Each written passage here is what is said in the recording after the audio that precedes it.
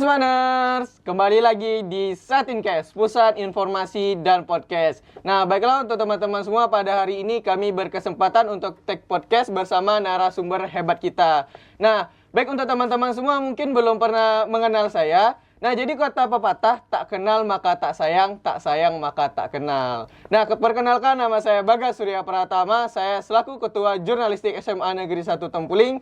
Saya di sini berkesempatan menjadi host. Nah, baiklah untuk tema kita pada hari ini yaitu adalah menggali informasi bersama siswa berprestasi. Mungkin pada Kak Dina boleh memperkenalkan dirinya, Kak Dina. Hai Semaners, perkenalkan nama saya Dina Sabila. Saya biasa dipanggil Dina. Untuk saat ini, saya duduk di bangku kelas 12 di SMA Negeri 1 Tempuling. Saya juga pernah menjabat menjadi Ketua OSIS Masa Bakti 2023-2024. Dan itu juga bukan jadi Ketua OSIS saja ya, Kak ya? Iya. Kakak juga pernah menjadi Duta Genre. Terus juga Kak Dina juga pernah mendapatkan juara 1 umum di SMA Negeri 1 Tempuling. Wih, hebat sekali, tepuk tangan untuk Kak Dina. Masya Allah, tabarakallah. Oke, untuk Kak Dina mungkin boleh kami tanya-tanya sedikit ya, Kak ya, tentang prestasi Kakak. Yang pertama, prestasi apa yang paling berkesan bagi diri Kakak dan bagaimana tipsnya untuk mendapatkan prestasi tersebut, Kak? Mungkin untuk prestasi semuanya itu sangat berkesan. Untuk tipsnya mungkin dari kakak, kita tuh harus fokus dalam satu titik apa yang akan kita tuju gitu. Misalnya ingin dapat juara umum atau mungkin masuk di universitas yang kita inginkan. Jadi kita harus fokus dalam satu tujuan gitu. Untuk prestasi kakak yang paling berkesan, kayaknya semua prestasi dalam diri kakak itu berkesan buat diri kakak sendiri. Yang paling berkesan mungkin yang perlombaan pertama kali kakak ikuti gitu kan. Perlombaan apa tuh, Kak? Untuk perlombaan yang pertama kali kakak ikuti itu pas kakak di bangku sekolah dasar, kakak mengikuti Olimpiade Matematika di tingkat kabupaten. Itu waktu kelas berapa tuh, Kak? Mungkin kayaknya kelas 4 atau kelas 5 kemarin, Itu SD. Lombanya di mana? Lombanya kemarin di SD 32 di Tembilahan. Itu kalau dari perwakilan dari di sini itu kakak sendiri atau ada kawan-kawan yang lainnya gitu, Kak? Ada kawan-kawan yang lain. Kalau di bidang MTK kayaknya ada 3 orang, terus ada juga di bidang IPA gitu. Oh gitu, ada di bidang IPA-nya juga ya, Kak ya. Mungkin kalau untuk teman-teman semua, saya juga pernah mengikuti Olimpiade IPA, tetapi ya begitulah, masih kalah, belum bisa mendapatkan juara dan belum bisa untuk mewakili kecamatan. Aduh, sedih ya. Aduh, masih banyak prestasi yang lain. Iya, masih banyak prestasi lain. Mungkin kalau untuk waktu dulu itu saya belum bisa mendapatkannya, tetapi alhamdulillah sekarang sudah banyak untuk mendapatkan prestasinya dan alhamdulillah sudah ikhlas untuk merelakan itu tersebut. Oke, yang kedua ya, Kak ya, lanjut yang kedua. Rintangan apa sih yang sudah dihadapin sama Kak Dina selama ini, Kak? Untuk rintangan pasti semasa kita hidup pasti banyak aja rintangan yang datang. Untuk dari kakak sendiri mungkin kayak dari diri kakak sendiri tuh kayak ada rasa minder gitu, kayak kurang percaya diri. Minder kenapa tuh, Kak? Kadang kan kalau misalnya kita di sebuah perlombaan, itu ada banyak-banyak orang hebat juga dibanding kakak. Jadi di situ kayak langsung merasa minder, kayak bisa tak ya jadi pemenangnya gitu, sedangkan orang-orang yang lain tuh lebih hebat daripada kita. Oh, gitu. Selain seringnya ngerasa minder tersebut, ada juga kayak perbedaan pendapat sama orang tua kakak gitu. Misalnya kayak kakak ingin ikut dalam sebuah perlombaan tapi belum dapat izin dari orang tua gitu. Ada beberapa faktor yang perlu dipertimbangkan gitu. Oke. Mungkin kalau untuk teman-teman semua, mungkin kalau berbeda pendapat bersama orang tua itu mungkin ada ya. Mungkin kalau dari Kak Dina boleh kasih tips-tipsnya gitu, Kak? Misalnya berbeda pendapat dari orang tua, biasanya kakak akan pertimbangkan dulu saran-saran dari orang tua kakak. Pastinya kan orang tua kita ingin yang terbaik bagi anak-anaknya gitu kan. Jadi kakak pertimbangkan dulu apa sih alasan orang tua kakak tidak memperbolehkan. Jika itu baik buat kakak, maka kakak tidak akan melakukan gitu. Oke. Mungkin kalau selama ini kan kakak banyak mengikuti perlombaan gitu ya kak. Kan kata kakak tadi minder gitu kan. Jadi mungkin boleh kasih tipsnya gitu kak, bagaimana supaya tidak minder gitu pas perlombaan. Kalau dari diri saya sendiri, saya pernah ikut lomba juga, tetapi saya minder gitu, takut kalah gitu kak. Mungkin kakak boleh kasih tipsnya gitu kak. Mungkin yang buat kita jadi percaya diri itu adalah diri kita sendiri. Misalnya kayak ada di sebuah perlombaan, kita tuh harus mematangkan materi apa nih yang kita perlukan. Jadi kan kita bisa percaya diri untuk menjawab semua pertanyaan-pertanyaannya gitu. Atau mungkin yang sering kakak lakukan, biasanya kan kalau orang kurang percaya diri itu dalam public speakingnya. Iya, kalau iya kakak, sih. iya kan? Iya, kalau untuk public speaking masih belibet pasti masih. Kalau untuk saya sendiri pun masih belibet untuk public speaking gitu. Ya kalau latihan yang biasanya kakak lakukan, mungkin banyak juga orang lakukan. Kakak biasanya sering ngomong sendiri di depan kaca gitu, atau mungkin di depan kamera biar kakak bisa lebih lancar dalam berbicara, ngelantur aja gitu. Jadi dapat terlatih dalam berbicara. Oke gitu ya kak ya. Kalau misalnya untuk Kak Dina mungkin berlatih public speakingnya untuk di depan kaca ya kak ya. Kalau untuk saya sendiri, saya berlatih public speaking di motor. Saya berlatih public speaking di motor, saya bicara sendiri di motor sampai dibilang sama orang, jadi orang tuh orang gila katanya.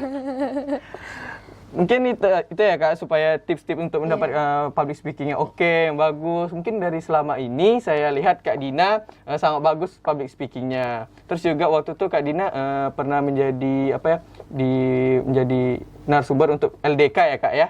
Oh iya. Oke. Terus yang kedua ya kak, yang ketiga, salah mohon maaf. Yang ketiga. Nah yang ketiga itu, apa hambatan yang kakak alami selama menjabat sebagai ketua OSIS dan bagaimana kakak mengatasinya kak? Mungkin kalau hambatan menjadi seorang ketua OSIS itu misalnya ada perbedaan pendapat bersama anggota gitu. Karena kan kita orangnya itu tidak sedikit, pasti banyak. Kita juga perlu mendengarkan pendapat-pendapat dari anggota kita untuk mendapatkan hasil yang terbaik. Jadi misalnya di antara anggota kakak ada yang berbeda pendapatnya, maka kakak akan dengarkan semua pendapat dan kakak akan cari jalan tengah bagaimana semua pendapat itu bisa terjalankan. Gitu. Oke, gitu. Mungkin kita sesama ketua organisasi ya kak ya. Kalau saya itu di ketua jurnalistik. Nah mungkin kakak punya tipsnya nggak sih? Kalau untuk pas ketika rapat atau ada pertemuan itu pasti ada aja tuh anggota yang tidak mau datang. Mungkin kakak bisa kasih tipsnya gitu kak. Mungkin kalau dari kakak sendiri banyak juga mengalami hal-hal tersebut ketika rapat banyak anggota yang tidak hadir. Jadi kakak tanya dulu nih, kapan sih semua anggota tuh waktunya tuh free. Jadi semuanya tuh bisa datang, atau mungkin ada juga yang betul-betul tak bisa datang itu karena apa gitu. Apakah alasan itu terus-terusan terulang atau cuman sekali itu aja, perlu dievaluasi juga buat anggota-anggotanya. Atau itu cuman alasannya ya kak? Alasannya sering kali ku dengar. Tak tahu ya itu tuh alasan atau kayak mana. Tapi mungkin ada juga faktor-faktor yang menyebabkan mereka tuh tak bisa datang. Jadi mungkin kakak bakal ini pemberitahuan dulu di grup, misalnya mau ada rapat. Jadi hari apa nih yang semuanya tuh bisa datang gitu. Gitu ya. Tapi kalau misalnya kan udah dikasih kesempatan gitu ya, udah dikasih untuk hari ini, oke nggak apa-apa nggak datang gitu. Kalau terus juga untuk ke depan-depannya dia tetap tidak datang gitu kak. Kayaknya dia tuh udah malas sekali untuk mengikuti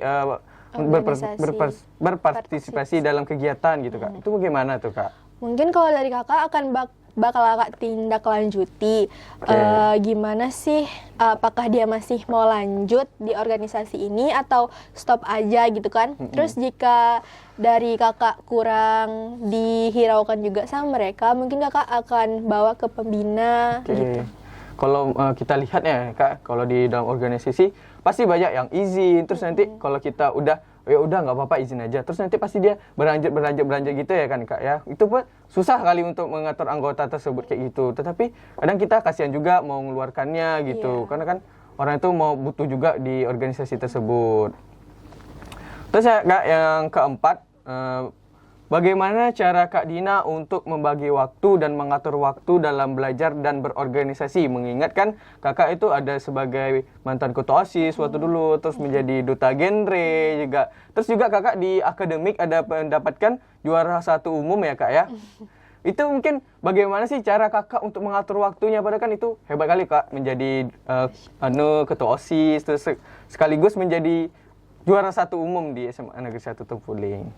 Mungkin kalau untuk mengatur waktu, kita tuh harus punya jadwal dulu untuk diri kita sendiri. Misalnya di pagi hari kita untuk belajar di akademiknya, dan di malam hari kita atur untuk organisasi kita gitu, apa program-program yang akan kita jalankan. Jadi kita tuh harus mengatur jadwal kita, jangan sampai ada bentrok antara akademik dan non-akademiknya gitu. Tapi selama ini kan kakak tuh pernah enggak sih bentrok antara akademik dengan non-akademik gitu kak? Dalam apa? Pernah mungkin di beberapa saat, misalnya kakak ada perlombaan, tapi di satu sisi kakak juga ada event di sekolah gitu kan. Jadi harus membagi waktunya, bagaimana caranya kakak harus belajar, bagaimana caranya kakak harus mempersiapkan event tersebut. Mungkin yang sering kakak lewati itu misalnya kayak event kelas meeting sama ujian. Kan biasanya kalau kelas meeting tuh habis ujian. Oh iya. Jadi kan sama-sama harus memikirkan kayak belajarnya buat ujian, terus memikirkan juga acara buat kelas meeting kayak gitu. Jadi mungkin dari jauh-jauh hari kakak harus matangkan dulu materi pembelajaran kakak, terus harus koordinasi juga sama anggota bagaimana kegiatan kelas meeting tersebut. Kayak gitu. Tetapi kalau misalnya belajar, tetapi kita ada juga kegiatan di organisasi gitu, tapi rasanya kayak ada yang mengganjal gitu kak, tapi nggak enak gitu rasanya. Mungkin bagaimana tuh kak untuk mengatasi rasa kayak gitu tuh kak? Itu tadi kata kakak harus ada jadwalnya gitu kan. Bagaimana kita pas belajar tuh gimana, terus pas berorganisasinya juga gimana gitu kan. Jadi misalnya kayak yang kakak bilang tadi, paginya kita belajar, malamnya mikirkan untuk berorganisasi. Atau mungkin kan di organisasi tidak setiap harinya tuh ada acara. Jadi ada beberapa momen cuman di organisasinya tuh yang melakukan acara. Jadi kita bisa nyempatkan waktu-waktu yang kosong itu mungkin buat belajar, pemahaman materi, atau mengerjakan tugas-tugas yang ada di sekolah gitu. Kalau untuk kan kakak siswa yang berprestasi ya kak ya, kakak pasti mempunyai banyak organisasi gitu. Mungkin kalau saya boleh tahu kakak apa aja sih organisasi kakak gitu? Organisasi kakak itu ada OSIS, untuk eskulnya kakak ada jurnalistik, PR, dan tari. Tari. Banyak ya kak ya? Mungkin kalau kakak tuh bisa membagi waktu semuanya ya? Alhamdulillah bisa membagi waktu, soalnya kan kakak memilih eskulnya tuh beda-beda harinya, tidak di hari yang sama gitu. Mungkin kalau dari Kak Dina itu banyak memiliki bidangnya, mungkin di prestasi di bidangnya. Mungkin kalau di tari, kakak waktu itu di tari dapat apa kak? Kakak di tari juara 3 FLS 2N di tingkat kabupaten. Keren, tepuk tangan loh. Terus kalau untuk tari tuh bagaimana tuh kak? Mungkin kalau untuk teman-teman semua masih kaku iya, gitu masih kaku gitu. Kalau untuk tipsnya kakak juga kurang tahu ya. Soalnya kakak menekuni seni tari itu dari kakak TK mungkin. TK ya kak ya? Atau bahkan belum sekolah gitu. Soalnya ini... Mana ceritanya tuh kak? Jadi tantenya kakak atau acinya gitu, pengajar tari. Gitu. Jadi kakak sering ikut pas waktu belum sekolah, kakak sering ikut ke SD gitu buat lihat orang nari. Jadi kakak sering ikut juga nari-nari di SD gitu. Mungkin dari ante kakak sekarang masih nari ya? Untuk sekarang masih ngajar nari di SD. Di SD. Kalau untuk kakak masih ada ngikut-ngikut dia lagi ya? Ya kakak juga untuk biasanya kalau hari Sabtu kakak bisa juga ngajar nari di SD. Ngajar gitu. nari gitu. Bantu-bantu lah. Gitu. Kalau untuk kakak nari ya, sampai mana sih kakak jauhnya tuh untuk dapat job nari gitu kak? Pernah sampai mana? Untuk job tari kayaknya masih sekitar sini. Masih di kabupaten, di Tembilahan pernah, terus di Rumbai pernah, masih sekitar sini aja gitu. Kalau di Tembilahan waktu tuh acara apa tuh kak di Tembilahan? Jauh ya? Di Tembilahan kemarin kalau tak salah ada acara partai gitu. Jadi diundang buat sebagai pembukaan buat acara tersebut. Gitu. Mungkin kalau untuk kakak kan kalau setelah lulus SMA ini kan kakak tak punya sanggar tari lagi. Kalau Iya. kakak tuh di kedepannya tuh mau kakak teruskan lagi tariin kakak gitu? Kalau jalannya ada di situ, mungkin kakak akan bakal lanjutkan ke tari. Tapi mungkin kakak lebih fokus ke sekolah kakak Oh, dulu. sekolah Ya. kayak mungkin karena kita kalau dalam belajar itu tidak boleh menduakan pelajaran guys ya. Iya.